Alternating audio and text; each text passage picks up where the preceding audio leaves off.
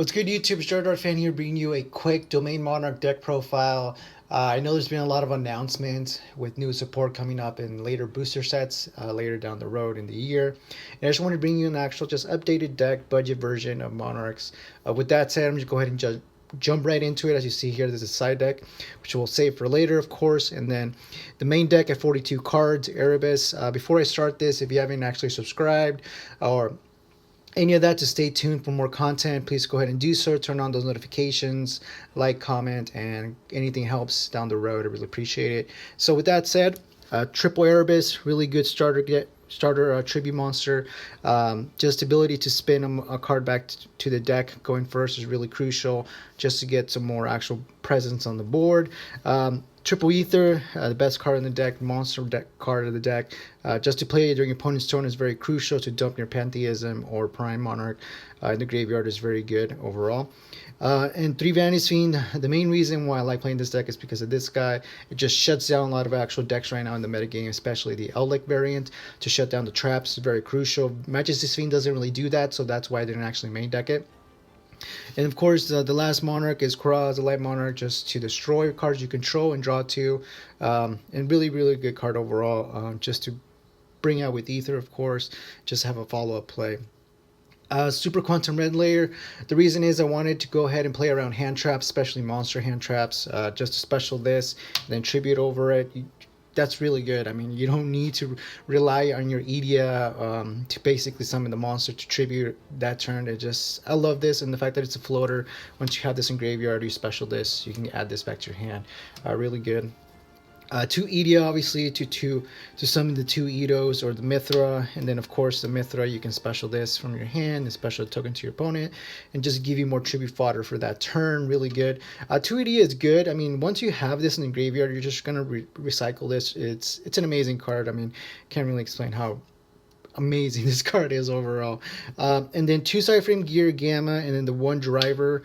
My reasoning is I'm actually playing Called by the Grave, so this would be kind of your second and third Called by the Grave, because for the most part this is going first deck, so keep that in mind. And we want our plays to resolve as much as possible to have the most efficient hand going first, because obviously you want to open this either with Vanity's Fiend or the Domain Lock.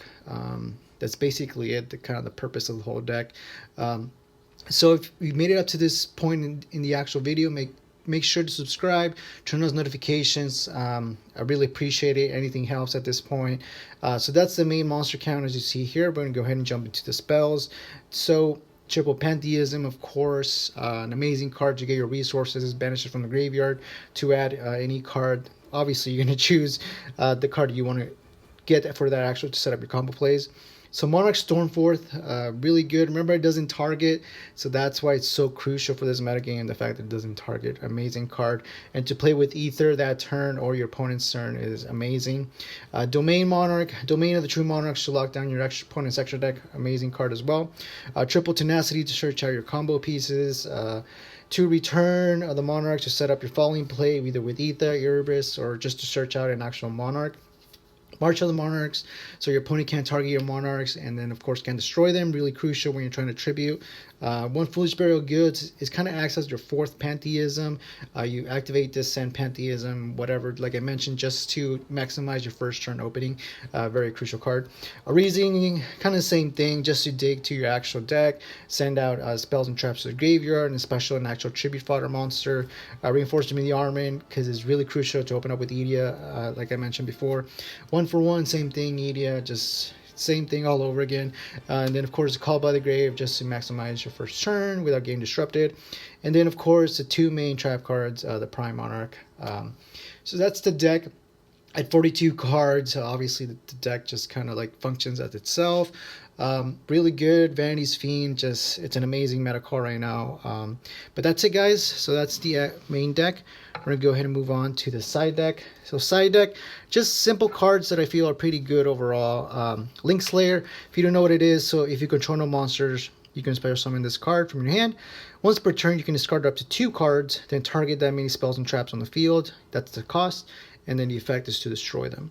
So like I mentioned, another tribute fodder monster and to bait out any spells and traps. Amazing.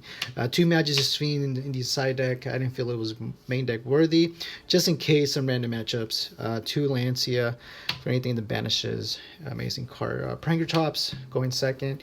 DD Crow, of course. There's just so many graveyard manipulation right now. Trap Eater, basically against the BW matchup to get rid of the trap card that actually pops a card. Very crucial just to get rid of it. Send it from your opponent's side of the field and special this, and then it's a tuner. I mean, obviously we don't actually synchro, but really good card. 1900 attack, 1600 defense. I really wish I had ultras, but I only had the commons. The 1 Regeki, the 1 Harpy's Feather Duster, Forbidden Chalice going second, of course. 2 Forbidden Lands, of course, because trap cards really hurt this deck going second, so we want to actually resolve our monster effects. So thank you guys for watching. I really appreciate it. Like I mentioned again, go ahead and subscribe, turn on those notifications, like, comment, and thank you guys for watching. Until next time, keep it 8,000. Peace.